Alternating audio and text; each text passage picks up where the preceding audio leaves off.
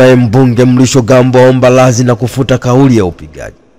Mbunge wa Arusha mjini Mrisho Gambo amesimama bungeni na kuomba radhi kufuatia hoja alizoziibua bungeni Dodoma wakati akichangia makadirio ya mapato na matumizi ya ofisi ya Rais TAMISEMI kwa mwaka wa fedha 2025-2026.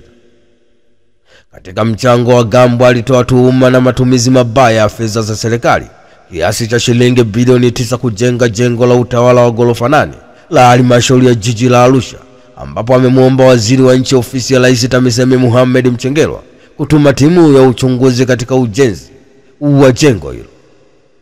Waziri Mchengerwa amejibu bungeni kuwa tuhuma hizo sio za kweli na hakuna fedha ya serikali iliyopotea, na baada ya majibu hayo mbunge Mrisho Gambo amesimama na kuonyesha kutokubaliana na majibu ya uchunguzi wa serikali yaliyowasilishwa.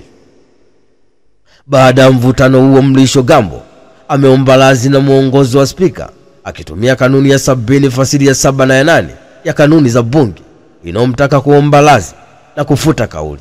Ni taarifa kutoka bungeni Dodoma. Hatimaye mbunge wa Arusha mjini Mrisho Gambo amesimama bungeni na kuomba radhi kufuatia hoja alizoziibua bungeni Dodoma wakati akichangia makadirio ya mapato na matumizi ofisi ya Rais TAMISEMI kwa mwaka wa fedha 2025-2026.